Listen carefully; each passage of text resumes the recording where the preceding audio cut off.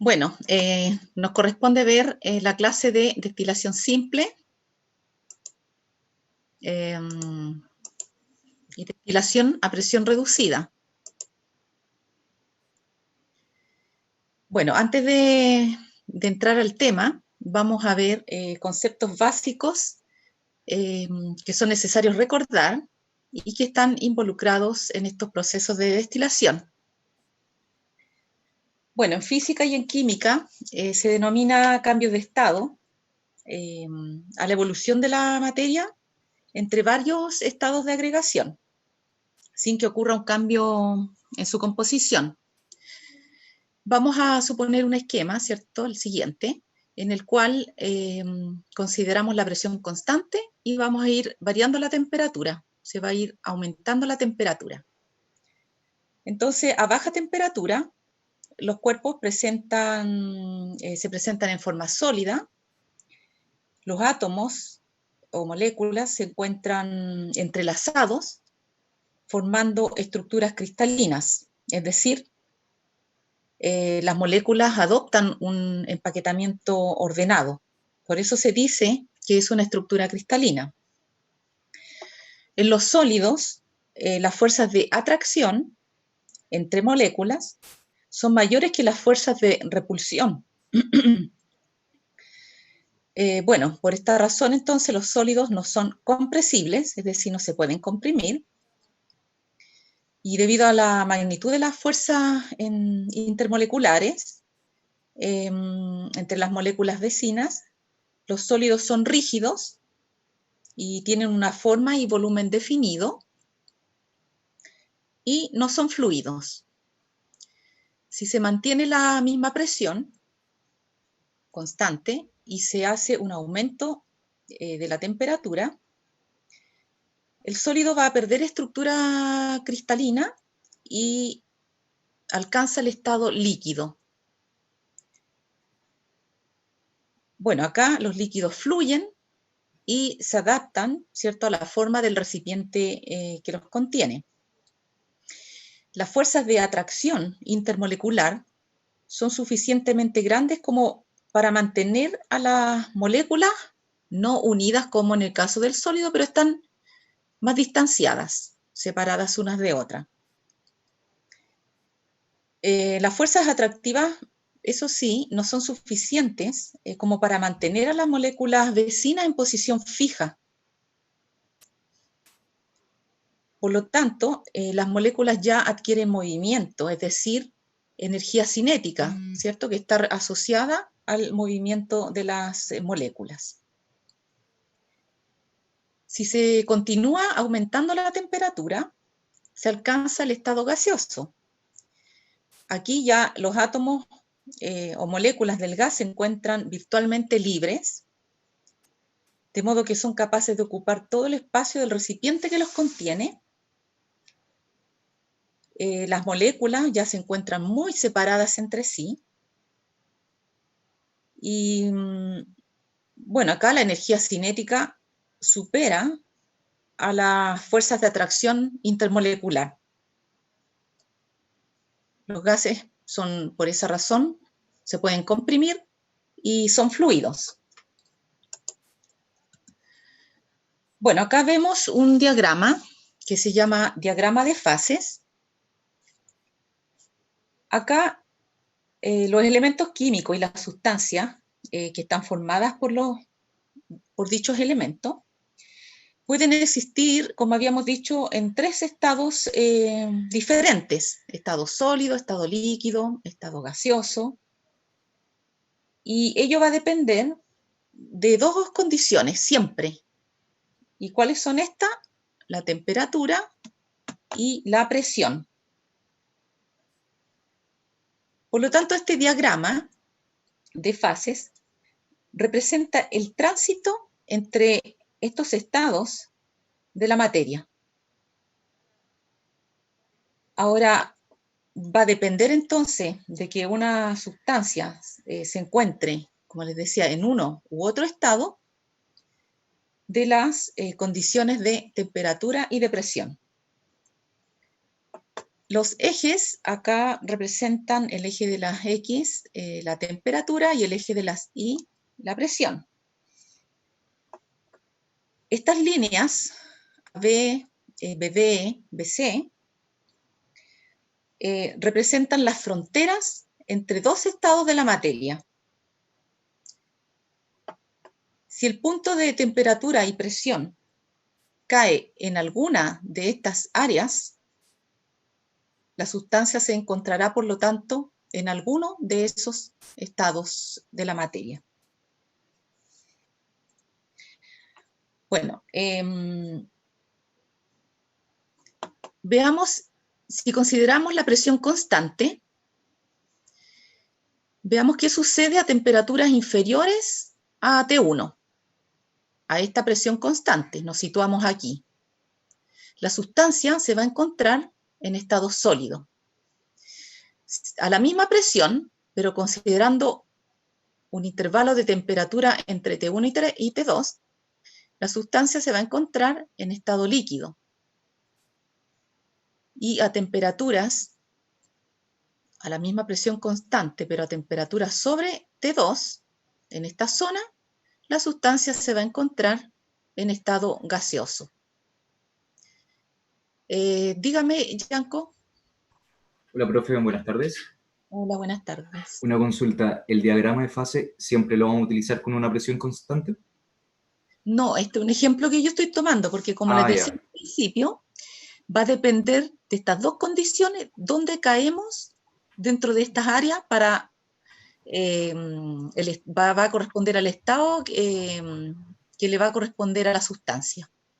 ¿Ya? ya, Aquí yo ya, profe. estoy estudiando nada más que una presión constante para que analicemos simplemente. ¿Ya? Ya, profe. Muchas gracias. Ya. Bueno, en el diagrama tenemos estas curvas que le nombré delante, que son las fronteras entre dos estados de la materia. Si la condición de temperatura y de presión cayera justo sobre la línea, cualquiera de las líneas, ¿cierto? Vamos a tener en equilibrio los dos estados de la materia. Si la condición de presión y temperatura cae en cualquiera de estos puntos de esta línea AB, va a haber un equilibrio entre el estado sólido y gaseoso. Por lo tanto, la sustancia se va a encontrar parcialmente sólida y parcialmente gaseosa. Si a otras condiciones de presión y temperatura caemos sobre esta línea BD, la sustancia se va a encontrar parcialmente sólida, parcialmente líquida. Va a haber un equilibrio entre ambos estados. Y lo mismo, ¿cierto? Si con las condiciones de presión y temperatura caemos sobre esta línea que divide los dos estados, vamos a encontrar un equilibrio entre el estado líquido y gaseoso, y la sustancia se va a encontrar parcialmente líquida y parcialmente gaseosa. ¿Ya? Bueno, aquí hay un punto triple. Bueno, a ver, cada sustancia tiene su diagrama de fase característico, y por lo tanto también el punto triple, que va a corresponder, ¿cierto?, a un valor de temperatura y de presión. Bueno, y este punto triple nos está indicando que la sustancia coincide aquí en los tres estados de la materia, coexisten en equilibrio, sólido, líquido y gas, en el punto triple. Es decir, la sustancia va a estar parcialmente sólida, parcialmente líquida y parcialmente gaseosa. Es un punto entonces característico para cada sustancia. Por ejemplo, el punto triple del agua en temperatura, ¿cierto?, es 0,01 grados Celsius y a una presión de 4,6 milímetros de mercurio. ¿Ya? Por lo tanto, la presión atmosférica en condiciones normales, ¿cierto?, a nivel del mar, son 760, o sea, muy por encima del punto triple. Eso significa que a 25 grados el agua, ¿cierto?, se va a encontrar en un estado líquido. ¿Ya? A ver, por debajo del punto triple, Les pregunto a ustedes, ¿qué estado de la materia no se encontraría bajo este punto triple? Es decir, bajo esta condición de temperatura y presión. ¿Alguien me puede responder? A ver si están por ahí. Justamente, ¿cierto? El estado líquido. Bajo el punto triple de una sustancia, en este caso, ¿cierto? No existe el estado líquido y por lo tanto, ante un cambio de temperatura, la sustancia va a pasar directamente de estado sólido a gaseoso, es decir, sublima, ¿ya? Que es lo que le sucede, por ejemplo, al yodo.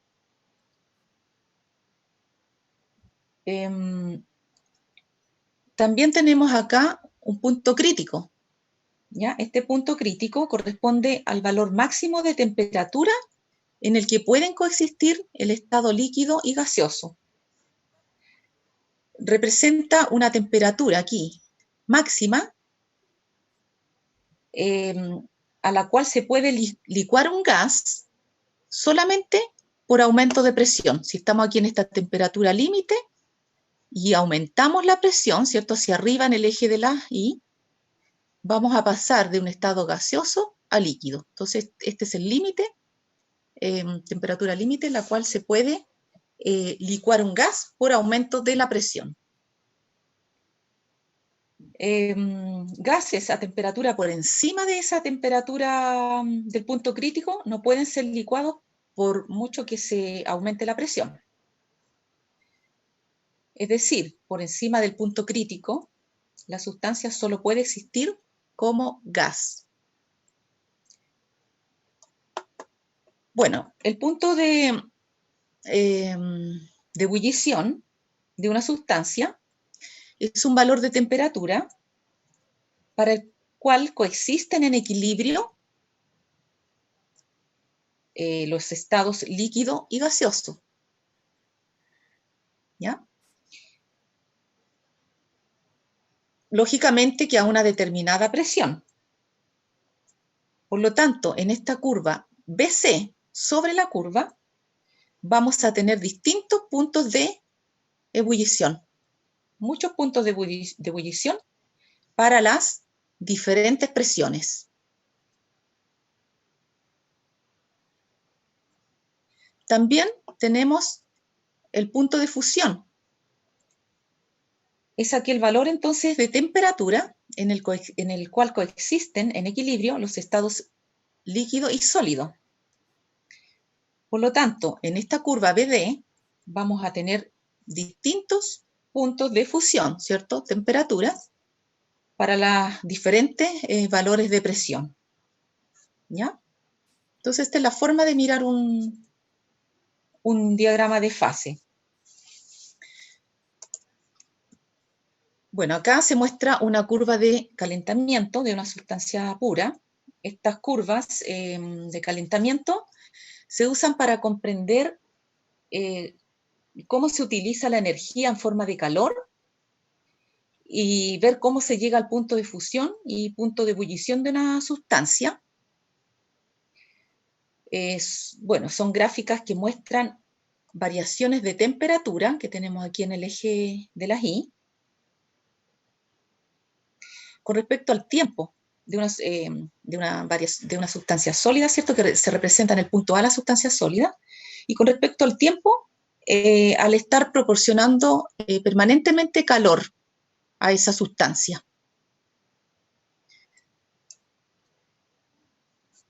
Bueno, veamos entonces lo que sucede. Les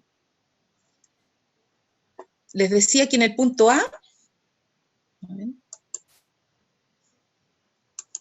representa la sustancia sólida, permanentemente se va a estar aplicando calor, en la medida que transcurre el tiempo, vamos siempre a estar aplicando calor, y vamos a ver qué le sucede a la temperatura en este proceso. Lo que vemos, entonces, en la medida que transcurre el tiempo y se aplica calor, la temperatura empieza a subir. Hay un aumento, entonces, progresivo de la temperatura. Y esto está indicando, entonces, recuerden que la temperatura tiene relación con la energía cinética, es decir, el movimiento de las partículas, o átomos o moléculas. Entonces, aquí con el calentamiento se está promoviendo las vibraciones de átomos o moléculas, y eso entonces implica un aumento de la energía cinética debido al suministro de calor, y eso se ve reflejado en la temperatura. Por lo tanto, la temperatura aumenta, ¿ya? Pero luego, a pesar de que se sigue suministrando calor o energía a la sustancia, la temperatura se estabiliza, permanece constante, ¿cierto? Este registro puede ser hecho con un termómetro y vemos que se estabiliza a pesar de que transcurre el tiempo y se está aplicando permanentemente calor. Y esto ocurre aquí porque ese calor o esa energía se está utilizando en el cambio de estado de sólido a líquido. En este punto se tiene el equilibrio sólido-líquido que vimos en la gráfica de diagrama de fases. Por lo tanto, este proceso corresponde al punto de fusión, ¿ya? Como lo habíamos hablado antes. Bueno, luego se sigue suministrando calor. En este punto C, ya todo el sólido pasó a líquido. Posteriormente, como se continúa aplicando calor al sistema, empieza a ocurrir lo mismo con el líquido. Las moléculas empiezan a adquirir más energía cinética, más movimiento, empiezan a distanciarse hasta que llega un punto en que se estabiliza la temperatura.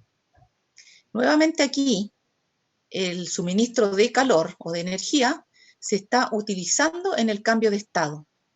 Aquí nuevamente se tiene un equilibrio entre el estado líquido y gaseoso, y aquí tenemos por lo tanto una temperatura que se llama punto de ebullición. Hasta que en este punto todo el líquido pasó al estado gaseoso y sucede lo mismo posteriormente con el gas, ¿ya?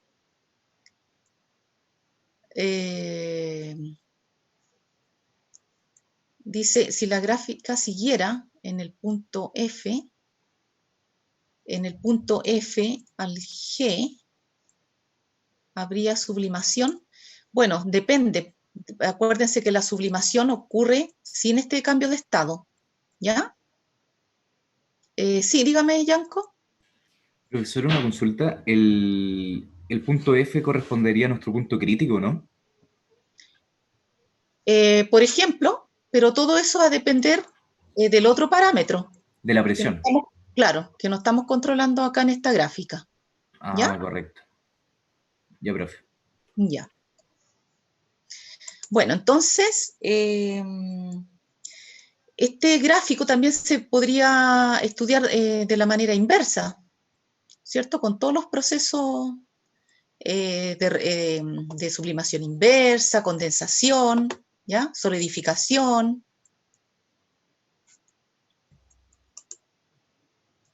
Bueno, continuamos entonces.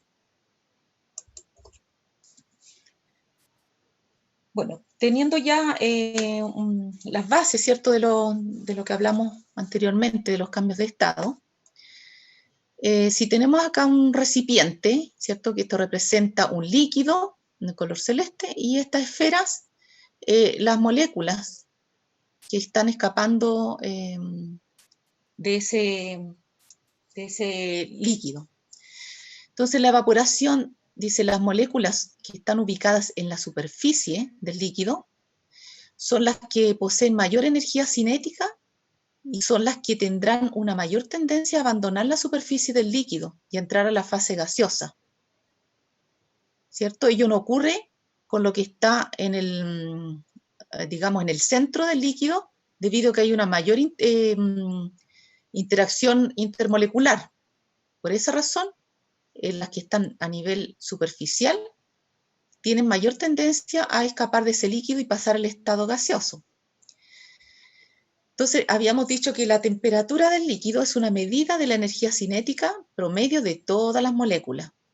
Cuanto mayor sea la temperatura y más bajo el punto de ebullición de una sustancia, habrá mayor número de moléculas con velocidad suficiente para escapar del líquido y escapar a la fase gaseosa. Si este recipiente está abierto, entonces vamos a tener el proceso de evaporación. Y por lo tanto, mientras mayor sea la temperatura, mayor energía cinética y mayor evaporación. Recordando un poquito, la evaporación se utiliza para concentrar y también para eliminar solvente. Ustedes tuvieron un seminario y una clase, ¿cierto?, donde se hacía la purificación de sólidos y se tenía una solución saturada, y una de las sobresaturaciones era calentar. Con ello se lograba disminuir el volumen del solvente y por lo tanto lo que se estaba haciendo era concentrar. ¿Ya? Entonces ahí tenían una aplicación de la evaporación. Más adelante vamos a ver un equipo, ¿cierto?, que se basa en la evaporación con la finalidad de concentrar, también de eliminar solvente.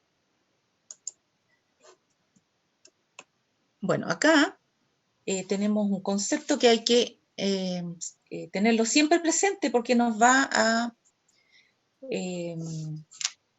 aparecer en la técnica que vamos a ver de destilación. Bueno, aquí la presión de vapor de un líquido se define como la presión que ejercen las moléculas al estado de vapor sobre la superficie de un líquido. Y va a depender de dos factores. Va a depender esa presión de vapor de la magnitud de las fuerzas intermoleculares y de la temperatura. Bueno, mientras menor sea la magnitud de las fuerzas intermoleculares, es decir, de la atracción entre moléculas, si es más bajita esa atracción, va a haber mayor presión de vapor de ese líquido, porque las moléculas van a poder escapar fácilmente al estado gaseoso. El otro factor, que es la temperatura, a mayor temperatura se tiene mayor presión de vapor. Y esto es cierto porque hay una gran fracción de moléculas que va a tener suficiente energía cinética para también escapar del líquido a la fase gaseosa. Bueno, aquí se tiene un sistema cerrado, ¿cierto? Y se tiene aquí un instrumento para medir la presión. En un recipiente cerrado, las moléculas quedan atrapadas y mientras más moléculas pasen de líquido a vapor, va a aumentar la probabilidad de un movimiento más aleatorio, y esto va a causar que muchas moléculas del estado gaseoso vuelvan al líquido. ¿Ya? Y eso va a corresponder a un equilibrio dinámico. O sea, va a haber moléculas escapando al estado gaseoso y otras volviendo al líquido. Y ese equilibrio dinámico, lo que va a ocurrir es que la cantidad de moléculas que escapan al estado gaseoso se igualan a las que vuelven al líquido. Es decir, ahí el líquido está en ebullición, no en evaporación como en el caso anterior. Cada compuesto tiene su presión de vapor. Y por ello, ¿cierto?, los puntos de ebullición de los compuestos son distintos. ¿Y por qué cada compuesto tiene su presión de vapor? Porque va a depender de estas características. Las fuerzas intermoleculares. Un líquido se dice que es más volátil porque las moléculas escapan más fácilmente del líquido del estado gaseoso. Y eso se debe porque hay una menor interacción intermolecular. Y un líquido es un líquido más volátil. Y un líquido menos volátil es lo contrario, ¿cierto? Va a haber una mayor fuerza entre moléculas y por lo tanto va a haber un menor número de moléculas que pasan al estado gaseoso. ¿Ya? Diga, Yanko. Profesora, disculpe que moleste tanto, haga tantas preguntas. No, está bien, si, mira, pregunten, yo les cedo la palabra, pero si tengo que continuar, les doy después el momento de preguntar, pero en Sí. este momento sí. Tengo una duda en el tema, usted había dicho de que una menor magnitud de fuerzas intermoleculares genera una mayor presión de vapor, ¿cierto? Si hay menor fuerza intermolecular, quiere decir que están menos atraídas unas con otras. Y eso le da más separación intermolecular y más movimiento y por lo tanto más factibilidad, más energía cinética y más factibilidad de pasar el estado gaseoso. Eso. Y eso a la vez genera la presión de vapor. Claro, porque como se genera más vapor, Mm. esto, al tener más vapor, va a haber una mayor presión de moléculas que ejercen una presión sobre la superficie del líquido. Y eso se llama presión de vapor. Y eso, lo que decía recién, mientras más volátil el líquido o el solvente, lo que sea, ¿cierto? Los sólidos también tienen su presión de vapor, ¿eh? Entonces, mientras más volátil, esta fuerza intermolecular es más bajita, ¿ya? Hay dos personas más que Gracias. levantan la mano. ¿Quién más? Yo, hola, profe. Matilde. Hola, Matilde. Hola, quería hacerle una pregunta con respecto al equilibrio dinámico. ¿Corresponde a que son la misma cantidad de moléculas que escapan al estado gaseoso o son las mismas en sí? No, Como que esto es aleatorio, aleatorio, ¿ya? Pero en cuanto a cantidad Ya. de moléculas, ese número de salida de molécula y retorno al líquido es el equilibrio líquido-vapor que hablábamos delante en, en los diagramas de fase, ¿cierto? Y también en la curva de calentamiento. Entonces, eso es lo que ocurre cuando entra en ebullición el líquido. Si el sistema está abierto, por supuesto que van a escapar y no se va a dar el equilibrio, ¿ya? Okay. Ahí Muchas escapan, gracias. cuando hay una ebullición, el escape de molécula ya no es a nivel superficial solamente, sino que se da en toda la masa del líquido, de cualquier punto del líquido, ¿ya? Ya. Ok. Esa es la diferencia. ¿Fui? Dígame, o ya no. Profe, tengo Ya, un concepto mejor que no. no quedó claro. Ese que era como algo dinámico, que no entendí muy bien. Ese equilibrio se llama equilibrio dinámico porque Eso. se llama así equilibrio dinámico porque como hay una salida de moléculas hacia el estado gaseoso y hay un retorno al líquido, Ujú. eh, por eso se llama equilibrio dinámico, hay movimiento, ¿cierto? Y se iguala ese número de moléculas que salen del líquido y las que retornan al líquido. Ya. Por eso se Eso llama es. dinámico. Ah, ¿Ya? ya. Muchas gracias. Ya. Bueno, continuamos entonces.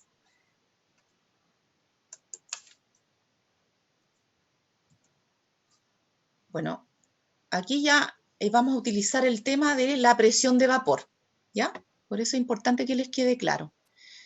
Decíamos que la presión de vapor es característica para cada compuesto y aumenta al aumentar la temperatura, que lo vimos delante, ¿cierto? Porque aumenta la energía cinética de las moléculas. Entonces acá tenemos temperatura y acá tenemos presión de vapor. ¿De quiénes? De esta lista de solventes. Tenemos dietiléter, aquí en la curva roja, tolueno, agua, benceno, anilina. En este listado, el dietiléter, a ver, después mejor les hago la pregunta, ¿ya? Bueno, habíamos visto que el punto de ebullición de un compuesto era la temperatura que debe alcanzar para pasar del estado líquido al gaseoso. Pero hay una definición más exacta del punto de ebullición y dice que corresponde a la temperatura que tenemos acá, a la cual la presión de vapor del compuesto, del líquido, de la sustancia, se iguala a la presión atmosférica. Entonces, corresponde, ¿cierto? Igualmente una temperatura. Los puntos de ebullición, de fusión, corresponden a un valor de temperatura. Pero esta definición dice que va a corresponder a la temperatura a la cual la presión de vapor del líquido se iguala a la presión atmosférica. Si miramos la curva del agua, esta, la C, la medida que aumenta la temperatura, aumenta la presión de vapor, claro, porque aumenta la energía cinética, y la presión sigue subiendo, la presión de vapor, hasta que se iguala a la presión atmosférica, que es de 760 milímetros de mercurio, o una atmósfera.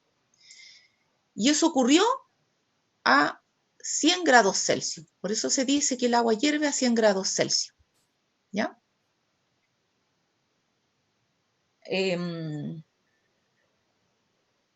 Bueno, entonces yo les voy a hacer la pregunta esta. ¿Por qué el punto de ebullición del dietiléter, si lo miramos aquí, que es aproximadamente 30, es mucho menor que los otros solventes? Comparémoslos con el agua. ¿Por qué el agua ebulle a 100 grados y este ebulle a 30? ¿Se les ocurre el por qué?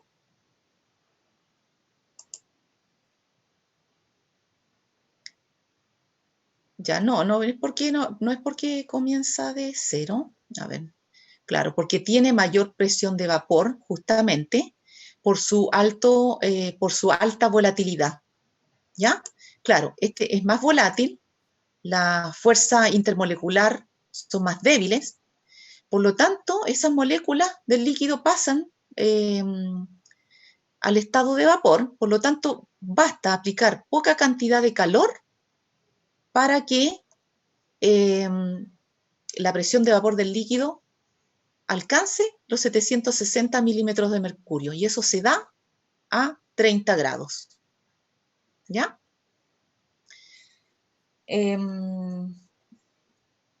Bueno, decimos, en esta situación, ¿cierto? Tenemos puntos de ebullición normal, porque se da a nivel del mar, ¿cierto? Que son los 760 milímetros de mercurio. A temperaturas inferiores de los puntos de ebullición, solo una fracción pequeña de moléculas en la superficie tiene energía suficiente para romper esa tensión superficial, ¿cierto? Y escapan, y por lo tanto habría evaporación bajo el punto de ebullición. Cuando se llega al punto de ebullición, la mayoría de las moléculas es capaz de escapar de todas las partes de ese cuerpo de líquido, no solo de la superficie. Bueno, pero también, como estamos aplicando calor, ¿cierto? La temperatura nos va dando cuenta de la energía cinética, pero como se está calentando esa sustancia, bueno, aquí, durante todo el proceso de calentamiento, mientras se esté dando el equilibrio, ¿cierto? En la ebullición, el equilibrio líquido-vapor, la temperatura permanece constante.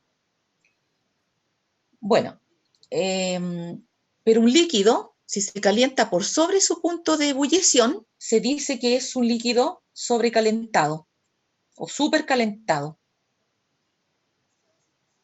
¿Y qué es lo que ocurre en esa situación? Hay una acumulación de energía que bastaría una pequeña perturbación para que ebulla en forma violenta. Es decir, se libera la energía en forma violenta. ¿Ya? Por esa razón, cuando se hacen las experiencias y hay ebullición de por medio, se trata de calentar líquidos, se usan materiales porosos, pequeños trozos que pueden ser de porcelana, por ejemplo. ¿Y esto qué es lo que va a producir? Que el líquido se sobrecaliente, y ¿Debido a qué? ¿Cómo funciona? Que esta material poroso van a producir en el líquido núcleos de ebullición. Eso significa que está disipando la energía gradualmente y así evitamos el sobrecalentamiento del líquido.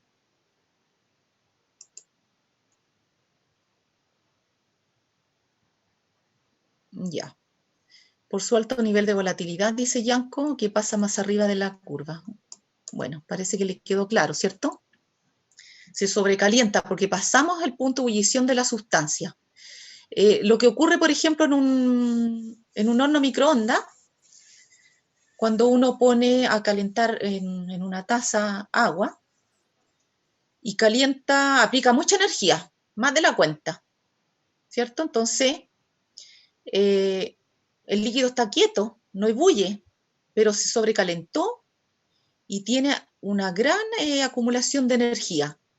Y basta el hecho de sacar la taza, ese movimiento, esa es la perturbación que se produce a ese sistema, que está inestable, para que se vea como casi una liberación explosiva de esa energía, ¿ya? Y por eso ocurren esos accidentes de quemaduras de rostro, ¿cierto? Por un líquido sobrecalentado.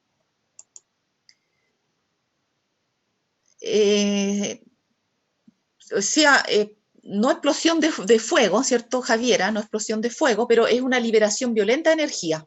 A eso me refiero. ¿Ya? Se rompe hasta la taza, se rompe con ese nivel de energía acumulada.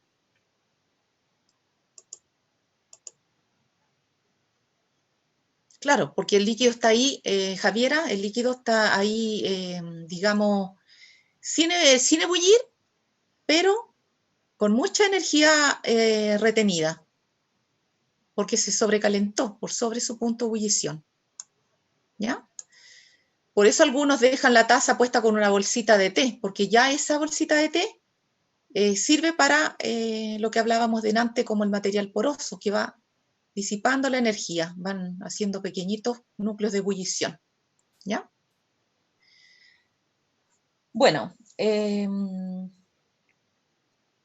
punto de ebullición depende de la masa molecular de la sustancia, del tipo de fuerzas intermoleculares de la sustancia. Y resumiendo entonces, en cualquier líquido, su punto de ebullición se alcanza cuando su presión de vapor se iguala a la presión atmosférica, ya que en esas condiciones se puede formar vapor en cualquier punto del líquido. Vemos acá unos valores de aquí, este es el punto de ebullición normal del agua, ¿cierto? 100 grados Celsius a 760 milímetros de mercurio, la presión atmosférica a nivel del mar. Por lo tanto, a 100 grados Celsius, ya la presión de vapor del agua se iguala a 760 milímetros de mercurio. Pero si estamos, por ejemplo, en la alta montaña, ahí la presión atmosférica es menor, ¿ya? La masa de aire ejerce menos presión. Por lo tanto, ahí el agua ebulle a una temperatura más baja de 100, debido a que la presión de vapor de ese líquido tiene que igualar a una presión atmosférica más baja. Y al contrario, por debajo de lo que es el nivel del mar, la presión es mayor. Acá la presión es menor, ¿eh? Acá es mayor y por lo tanto el agua ebulle a una temperatura más alta que los 100 grados. ¿Ya?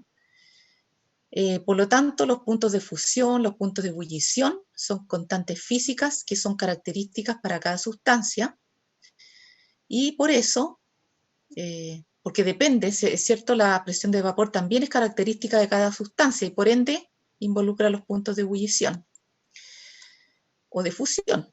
Los sólidos también tienen su presión de vapor. Bueno, por lo tanto, estos dos parámetros se utilizan para identificar un compuesto o también como criterio de pureza. Cuando ustedes vieron también en purificación de sólidos, ¿se acuerdan la recristalización que tenía varias etapas? Ahí se terminaba filtrando los cristales para separarlo de las aguas madre, y después se lavaba, y después se secaban, y finalmente se determinaba la pureza. Y una de ellas era el punto de fusión para la sustancia sólida. ¿Ya? También habían unas técnicas espectroscópicas, pero aquí yo estoy relacionando con el punto de fusión. Bueno, las técnicas, ya que vimos el tema de los cambios de estado, vamos a ver entonces las técnicas que se basan en estos cambios. Mencionamos delante, ¿cierto? Determinación de puntos de fusión, determinación de puntos de ebullición. Vimos la evaporación, que más adelante vamos a ver el equipo que se usa. Y vamos a ver concretamente la destilación.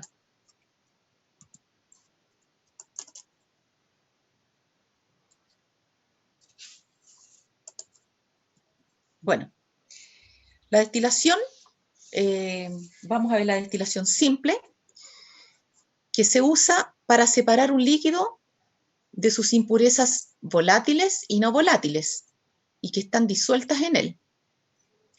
Por lo tanto, corresponde a una mezcla homogénea. También sirve para separar dos líquidos, ¿cierto?, cuyos puntos de ebullición difieran en sus puntos de ebullición en más de 80 grados o más, ¿ya? Si fuera la diferencia del punto de ebullición de esos líquidos fuera inferior a 80, habría que hacer destilaciones simples repetidas, ¿ya? Porque una sola destilación simple no va a bastar para hacer la separación. Habría que recurrir a destilaciones simples repetidas. Más adelante van a ver que esto corresponde a la destilación fraccionada. Sí, justamente, ahí se me adelantó Kevin, ¿ya? En la columna de fraccionamiento es donde se van dando las sucesivas destilaciones simples.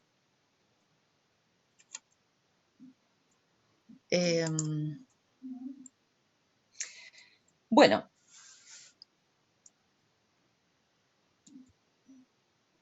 un punto importante en la destilación, un poco para adentrarnos a lo que es ver la temperatura, ¿cierto?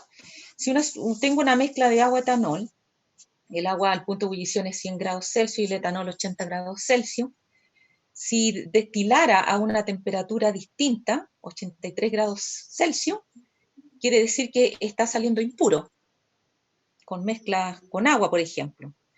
Por lo tanto, el observar la temperatura es muy importante en una destilación, porque con ello nos vamos a dar cuenta que las fracciones de destilado que se están obteniendo son unas más puras que otras. ¿Ya? Bueno, para que exista purificación, tienen que ocurrir, por destilación, ¿cierto? Tienen que ocurrir los dos cambios de estado que ocurren en forma física separada. En la ebullición, que ocurre acá, el cambio de estado de líquido a gas en el balón de destilación, y la condensación, cambio de estado de gas a líquido, que ocurre aquí en el refrigerante.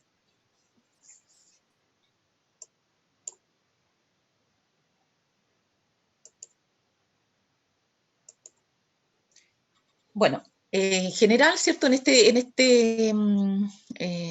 esta fotografía no hay una unión aquí de materiales esmerilados, ¿cierto? Pero principalmente lo que se usa son uniones, puntos de uniones entre vidrio, ¿eh? En la generalidad de las destilaciones.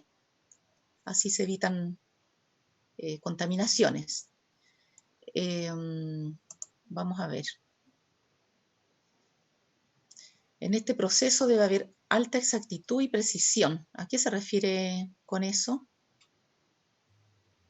Profesora, me refería al tema de los materiales que vamos a usar. ¿Necesitamos acá un tema cuantitativo o cualitativo? Me refiero, ¿vamos a usar matraz de aforo, tratar de tener los mínimos?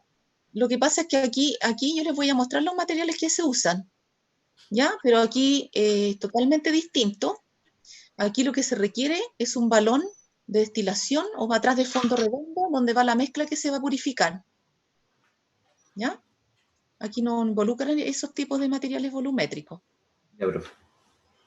Aquí también hay un conector de destilación para unir el balón con el refrigerante. Tenemos el refrigerante en sí para la condensación. Aquí arriba se pone el termómetro. Al interior del balón los materiales, trozos de material poroso. Aquí se tiene un manto calefactor que no involucra llama directa, un dispositivo eléctrico ideal para cuando se calientan líquidos volátiles o inflamables. Se tiene un recipiente colector, las mangueras, ¿cierto?, de entrada de agua y salida de agua, y no se hace al revés. Aquí al interior, ¿cierto?, hay un tubo que está concéntrico con un tubo exterior. Por el interior pasan los gases, por el exterior hay agua, eso se le llama camisa de agua, va por fuera.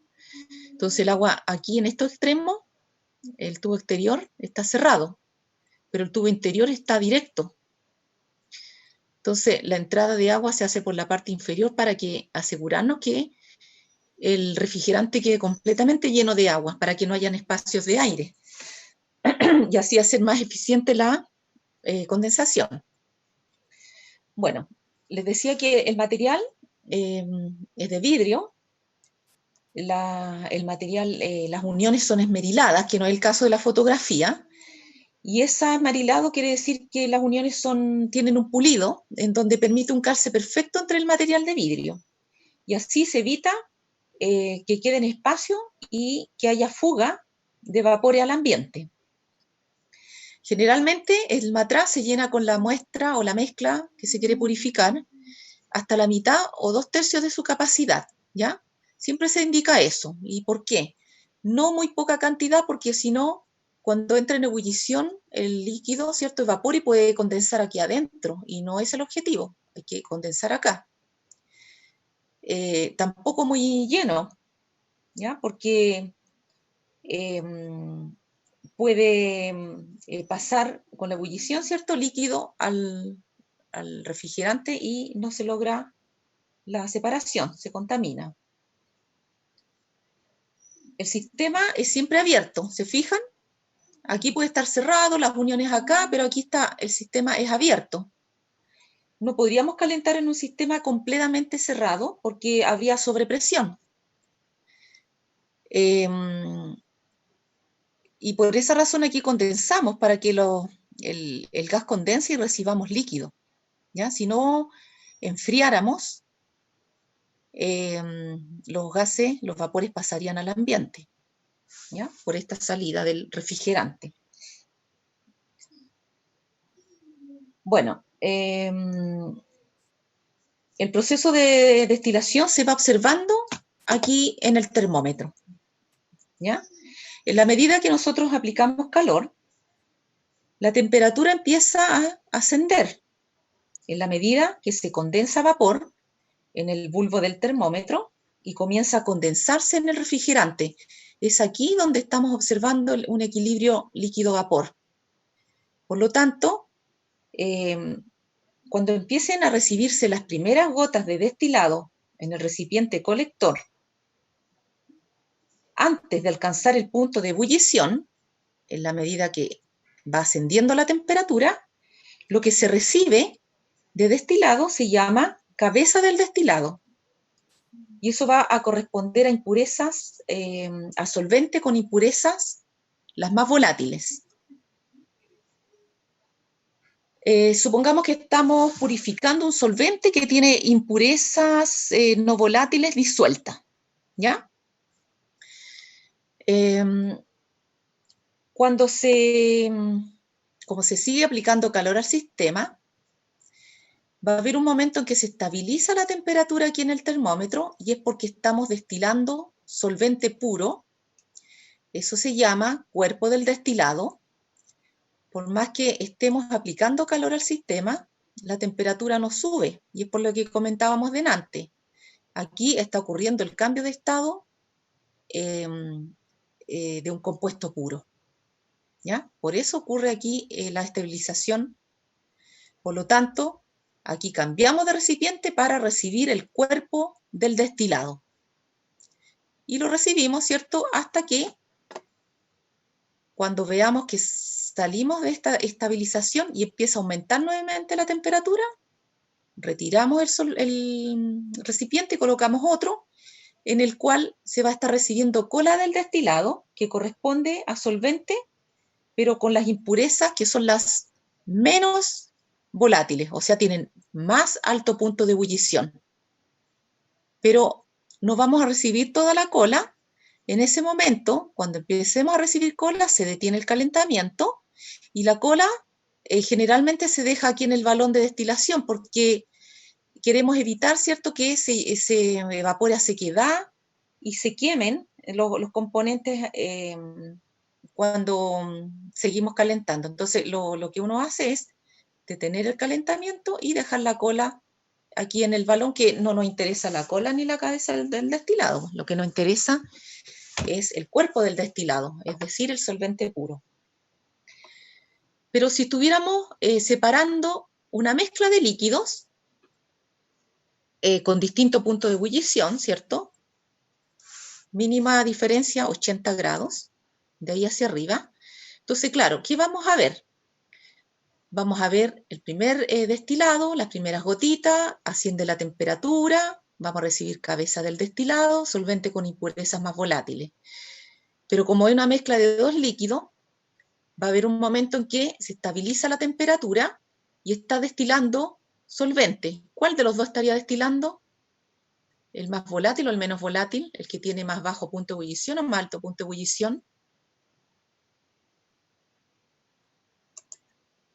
Claro, el más volátil, ¿cierto? El que tiene más bajo punto de ebullición.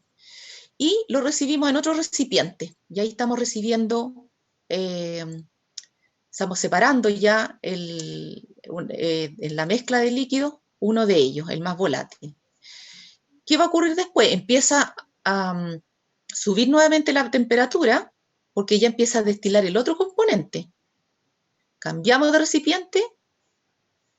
Mientras asciende la temperatura, estamos recibiendo mezcla hasta que se estabiliza nuevamente. Y ahí ya estamos, el punto de ebullición es más alto y estamos recibiendo el segundo líquido. De esa manera lo recibimos en otro recipiente, el segundo solvente, separado del primero. ¿Ya? Bueno, sigamos entonces.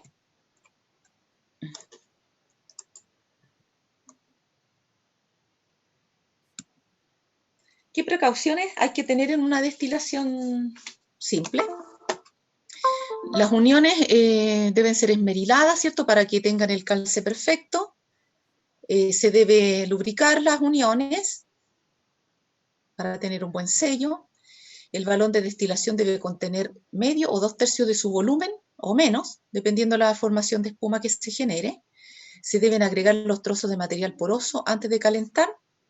Lo que habíamos dicho aquí, evitábamos el sobrecalentamiento del líquido. Se debe circular siempre agua por el refrigerante para condensar, ¿cierto?, el compuesto que nos interesa. Y la velocidad de destilación debe ser 1 gota por segundo. Aquí, ¿cierto?, controlamos que sea 1 gota por segundo. ¿Y eso cómo lo controlamos? Regulando el calor que se está aplicando al sistema. ¿Por qué no puede ser más de 1 gota por segundo? Puede ser 1 gota por segundo o menos, pero no más arriba, porque el destilado sería tan rápido, estamos generando vapor, y esto lo haríamos pasar rápidamente, y no vamos a lograr un equilibrio líquido-vapor en esta zona, y no vamos a lograr separar. Entonces vamos a estar, si se hace muy acelerada la destilación, con mucho calor, ¿cierto?, vamos a estar destilando mezcla y no vamos a lograr separar. Bueno, la otra técnica que habíamos mencionado es la destilación a presión reducida. Es muy similar el armado del equipo a la destilación simple, con la diferencia que se conecta a una red de vacío o una bomba de vacío, ¿ya? ¿Qué se logra con esto, ¿cierto? Al hacer vacío, se logra una menor presión interior en el sistema, una menor presión en relación a la atmosférica, ¿cierto? Una presión más baja, y por lo tanto va a destilar a menor temperatura, porque la presión de vapor del líquido va a tener que igualar a una presión más bajita, ¿ya? Por eso se llama destilación a presión reducida.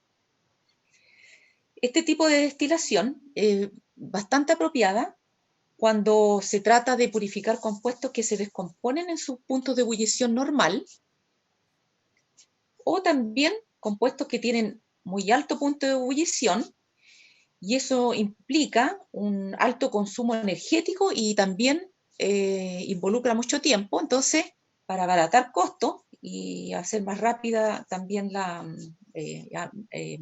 minimizar los tiempos, también es otra de las razones para usar la destilación a presión reducida.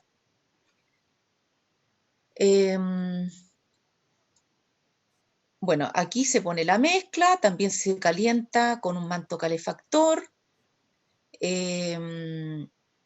Aquí está el tubo conector.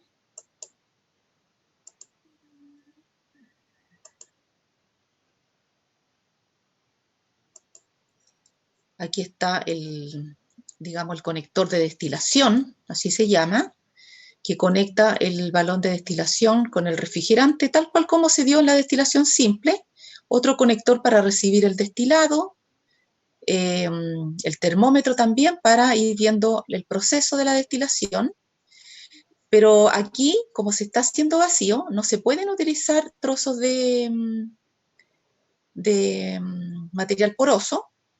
Entonces lo que se usa es este capilar, ¿ya? Es un tubo de un diámetro pequeño. Entonces este también me sirve para evitar el sobrecalentamiento del líquido, debido a que el extremo queda sumergido en el líquido, no puede quedar sobre el líquido porque si no los vapores generados van a salir al ambiente por la parte de arriba del capilar, ¿ya? Entonces esta pequeña entrada de aire va a permitir movimiento del líquido y eso va a ir disipando la acumulación de energía y evita el sobrecalentamiento y por lo tanto una disipación violenta del líquido, ¿ya?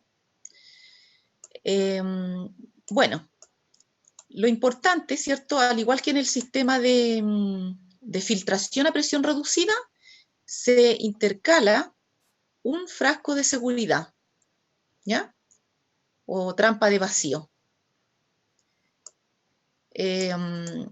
Vimos anteriormente que el objetivo era de que si se conecta, el vacío se hace con una trampa, con una trompa de vacío, como va conectada a la red del agua, generalmente esta sufre cambios de presión y podría pasar entonces agua acá al sistema, ¿ya?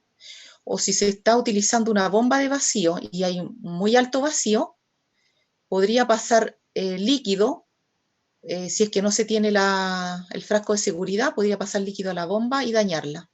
Por eso siempre se hace uso de este frasco de seguridad.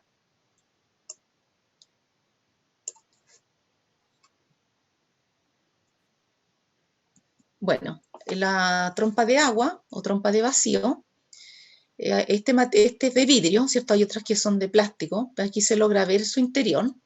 La parte de arriba se conecta a una manguera y de ahí a la red del agua potable.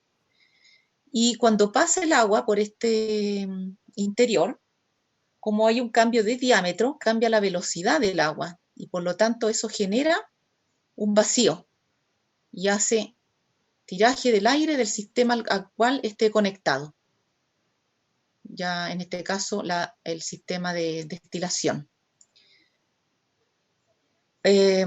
Bueno, y a la salida salen mezclados aire y agua.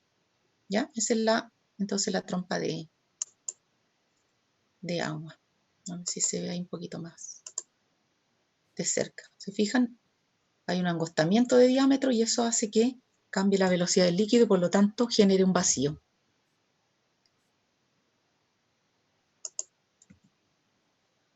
Bueno, lo último que nos queda es el evaporador rotatorio, o también se llama rotavapor. Aquí vemos las distintas partes. Vemos aquí un baño termorregulado. Al interior se pone agua destilada. No puede ser agua potable porque como esto se está sometiendo a calor, que se regula desde este motor, la evaporación del agua, si fuera agua potable, dejaría incrustaciones de sales en el interior del recipiente, por lo tanto se usa agua destilada. Como se mantiene a una temperatura, ¿por qué se llama baño termorregulado? Porque tiene un termostato. Si uno ajusta una temperatura, llega a esa temperatura, se deja de calentar, cuando empieza a enfriar, nuevamente sube la temperatura y se mantiene constante durante el transcurso del proceso. El agua que está al interior entonces va a ser la que va a calentar la muestra que se encuentra al interior de este balón. Este balón, como está unido aquí a este motor, continuamente se mantiene girando. ¿Ya? De ahí vamos a ver por qué. El motor me permite que este balón lo pueda subir y bajar, ¿cierto? Para retirarlo o colocarlo en el baño termorregulado. Como aquí se está haciendo calentamiento, los vapores van a ascender y llegan a un refrigerante de serpentín. Este refrigerante es de gran superficie. ¿Se fijan? Tiene gran superficie de condensación. Al extremo, en la parte superior, se conecta a vacío. Por eso se llama evaporador rotatorio, rotavapor, y es evaporación a presión reducida. ¿Ya? Los vapores condensados caen en otro recipiente, un balón colector de solvente. Hay una válvula lateral, una llave, ¿cierto? Que al abrirla me permite el paso del aire, pero al cerrarla cierro el sistema y me permite hacer vacío. O sea, me permite mantener el vacío que se está haciendo con la bomba de vacío, por ejemplo. ¿Ya? Hay que cerrar el sistema. Si esta llave está abierta y estoy haciendo vacío, no voy a poder lograr bajar la presión interna. ¿Qué más? Aquí adentro se ve una cánula que llega hasta el interior del balón y siempre se deja una pequeña entrada de aire y eso es para controlar el vacío. ¿Ya? ¿En qué me refiero a controlar el vacío? Que a veces puede haber mucho vacío y podría llegar a pasar muestra a este balón. ¿Ya? Entonces una pequeña entrada de aire me permite regularlo. Veamos entonces. Bueno, este equipo evaporador rotatorio tiene el objeto de separar mediante evaporación, ¿ya? Y a presión reducida, además, ¿cierto? El solvente de su compuesto. La rotación del balón, aquí, la rotación continua, permite que el producto que se va a extraer genere una película de líquido muy delgada en la superficie interna del balón, en las paredes del recipiente. Y eso contribuye a aumentar la superficie de evaporación y, por lo tanto, la velocidad de evaporación. Bueno, se utiliza, como les decía, con una bomba de vacío para poder operar a presión reducida. Y esto va a permitir trabajar a temperaturas menores. El balón rotatorio se va calefaccionando mediante este baño termorregulado. Bueno, si tenemos aquí un extracto contenido en un solvente orgánico generalmente, ese extracto uno lo quiere concentrar y para concentrar hay que eliminar solvente. De esta manera el solvente evaporado es condensado y cae en este recipiente. El solvente colectado se puede reutilizar para procesos de extracción, por ejemplo, pero hay que primeramente purificarlo, por ejemplo, con una destilación simple. Bueno, en la industria de productos naturales se utiliza bastante el evaporador rotatorio, debido a que en este tipo de industria se hacen procesos de extracción, como los que estudiaron ustedes, sólido-líquido, líquido-líquido, en donde se extraen los principios activos de productos naturales como colorantes, materias aromáticas, aceites, etc. Entonces estos van a quedar contenidos en un gran volumen de solvente, ¿ya?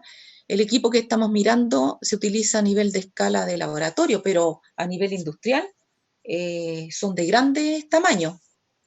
Y por lo tanto, estos principios activos están contenidos en grandes volúmenes de solvente. Entonces, lo que uno quiere lograr es concentrar estos extractos. ¿Y cómo concentra? Eliminando solvente, bajando el volumen, ¿cierto? Generalmente estos principios activos son sensibles a las altas temperaturas. Entonces, se hace conveniente eliminar el solvente que se usó en algún proceso de extracción, ¿cierto?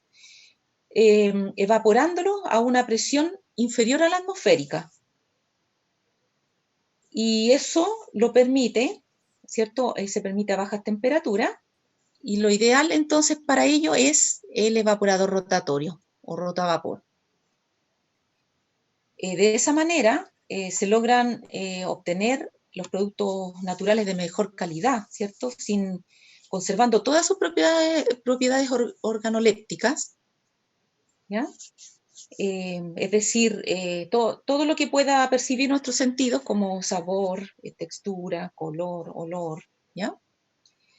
Y de esa manera entonces se obtienen los productos con todas las características similares a las que tenían en las materias primas, ¿ya? Resumiendo, bueno, aquí, mientras menor es la presión y mayor la agitación, vamos a tener mayor superficie de evaporación, ¿ya? Y resumiendo entonces, el evaporador rotatorio nos sirve para concentrar compuestos debido a la remoción eficiente del solvente desde las muestras por evaporación, ¿ya? Y la ventaja, que como se realiza a baja temperatura, ¿cierto? Evitamos que se degraden los compuestos que son termolábiles, ¿cierto? Es decir, que se descomponen con el calor. Y también podemos recuperar solvente, ¿ya? Por lo que les decía adelante. El solvente separado se purifica y lo podría volver a reutilizar en estos procesos de extracción de principios activos de las industrias de productos naturales. Creo que hasta acá, chicos. Sí, terminamos entonces. ¿Alguna pregunta? ¿Dudas? Ya, chicos, si no hay preguntas, vamos a tener 20 minutos de receso. Son las 16:20. A las 16:40 para volver al seminario con un nuevo link. ¿Ya? Ya. Listo, chicos.